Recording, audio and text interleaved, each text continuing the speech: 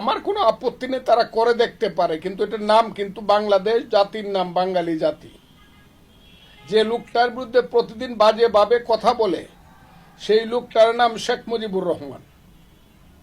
তার সম্পর্কে বাজে বাজে কথা বলে মুজিববাদকে লাথি দিয়ে ফালাইয়া দিমু বা উত্তরের সংবিধানকে ড্রেইনে ফালাইয়া দিয়ে আমরা নতুন সংবিধান করব, নতুন দেশ করব, তাদেরকে আমি বলতে চাই ইতিহাসের দৃষ্টিতে শেখ মুজিবের স্থান কিন্তু এমন একটা জায়গাতে, আমি আর আজকে বললাম না, শুধু বলে রাখলাম, শেখ মুজিবের এই তর্জনীটার শক্তির সঙ্গে তোমরা যারা এসব করছো ইতিহাসে কিন্তু তারা কলঙ্কিত হবে, এবং এই তর্জনীটার একটা আঙ্গুল নড়ানোর ক্ষমতা তোমাদের নাই শেখ মুজিবের ইতিহাসে।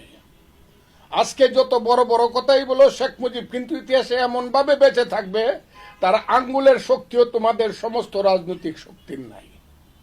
কাজেই একজন লোক 15ই আগস্টে নির্মম ভাবে, ষড়যন্ত্রমূলক ভাবে সাম্রাজ্যবাদের চক্রান্তে নিহত হয়েছে, তার ব্যাপারে আজকে এই যে 44 বছর পরে,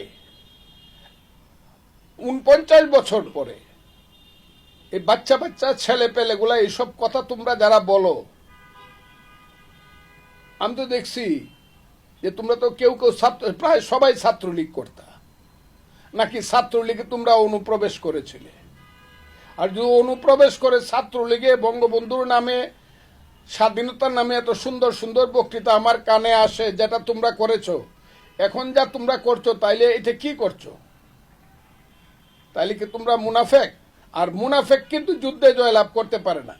মুনাফেক মানুষকে কষ্ট দিতে পারে, জাতিকে কষ্ট দিতে পারে, ইতিহাসকে প্রতারিত করতে পারে, কিন্তু মুনাফেক কিন্তু ইতিহাসকে প্রভাবিত করতে পারে না। আমি তাই